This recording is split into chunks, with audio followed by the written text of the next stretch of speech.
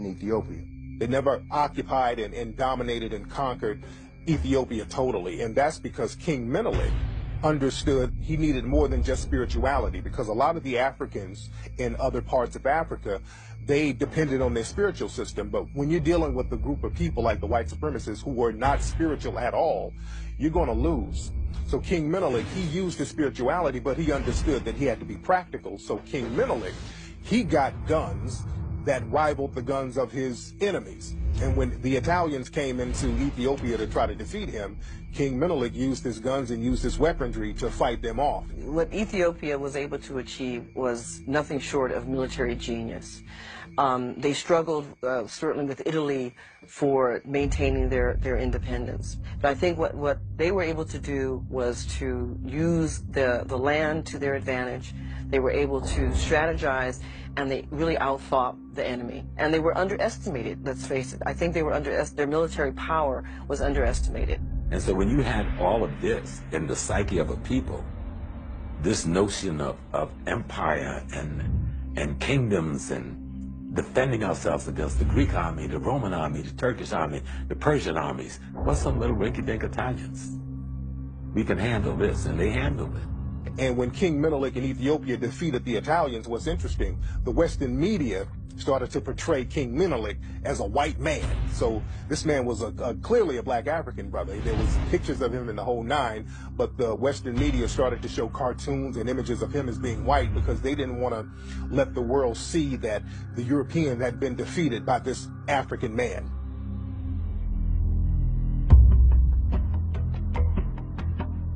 Traditional African religions, particularly the one from ancient Egypt and Sudan, venerated this idea called Ma'at. And Ma'at, roughly speaking, you could translate it as truth, as justice, as righteousness, as reciprocity. The problem is when you're being attacked by people who don't believe any of that, and you are trying to do the Ma'atic thing, they will beat you, unfortunately. And this is one of those harsh lessons that the black community is still to learn. The assumption that another group's view of humanity is the same as ours. The assumption that another group's understanding of divinity is the same as ours. The African moved from the premise that everybody was a brother, and thus should be treated and accorded that kind of brothership and brotherhood. The European moved from a position that what is mine, and what is yours is mine if I can take it. You had a war culture coming in contact with an agrarian culture. The war culture is always going to win because the war culture doesn't put any value on human life. And that means it has no barometer to how much death and destruction it will carry out. People talk about the greatness of Africa, and we see some of the great empires that we had over in Africa. And naturally, a lot of people will say, okay, if we had all these great empires, where did Africa go wrong? There's several situations that happened. One thing that happened with Africa, you had Mansa Musa. Now, Mansa Musa, according to most historians, a West African black man who was a king in the area that we know as Mali and Timbuktu, the wealthiest man to ever live. And Mansa Musa's situation was a gift and a curse because Mansa Musa, he went around the world basically just giving out gold. This man had so much money, he could give money away. And he gave so much money out, it decimated certain economies in other nations. So it showed the humanity of the African people and the generosity of the African people, but you showed people that you had all of this wealth, so now people are plotting on you. So when people saw Mansa Musa giving out all that money, he became lunch to everybody else. So Africa started to get raided and flooded with all types of people trying to take advantage of the wealth and the resources that were in Africa. The tide rises and falls. I mean, what are we talking about? We're not supposed to be a victim of time.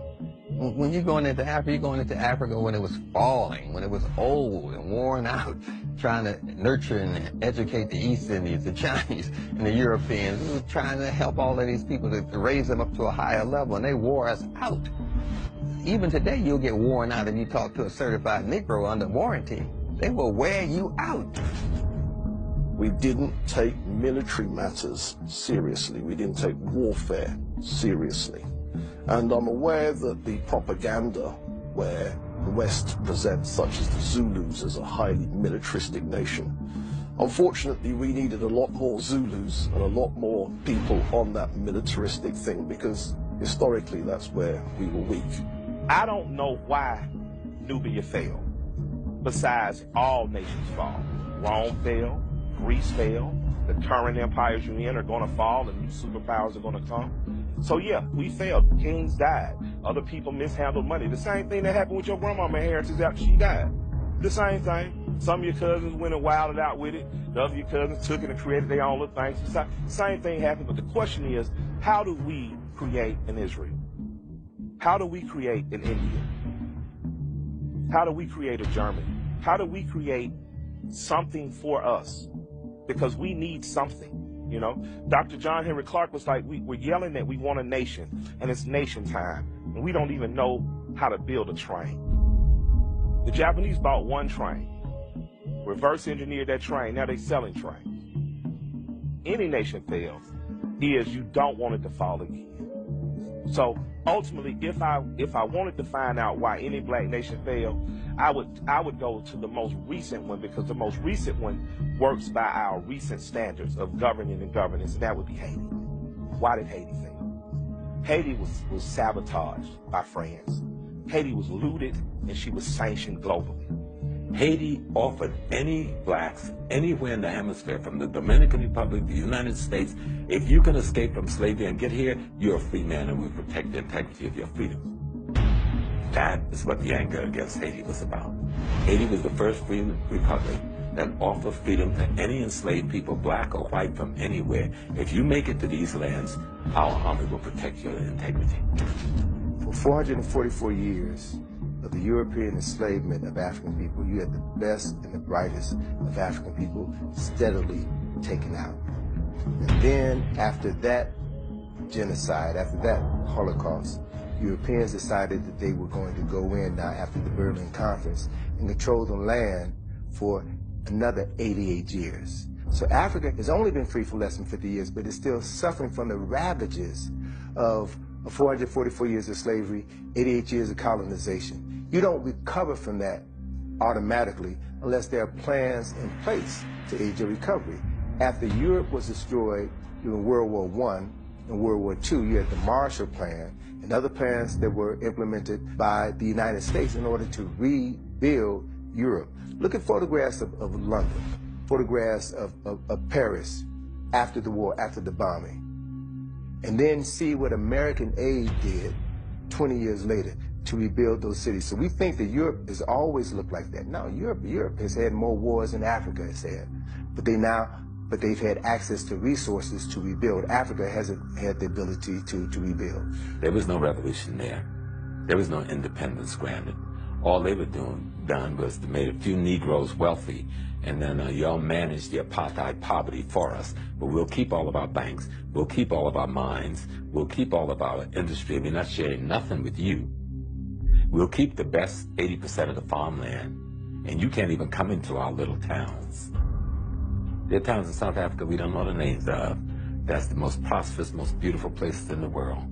White folks are retiring from Europe every day, especially the aristocrats going there to live, and they make us think South Africa is Johannesburg. Colonial powers of Europe left African nations.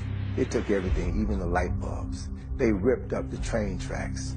They said, if we're leaving, we're going to make sure that you won't be able to sustain yourself. And they destroyed everything. It's no different than what happened in America after emancipation. When they left, they destroyed all. Like Guinea is one of the classic cases. They even took the toilet paper. They took everything out of Guinea. And then, from the international marketplace, fought to keep Guinea from ever developing international trade with Europe. Guinea has the largest supply of iron ore in the world. Who do you think control and own it?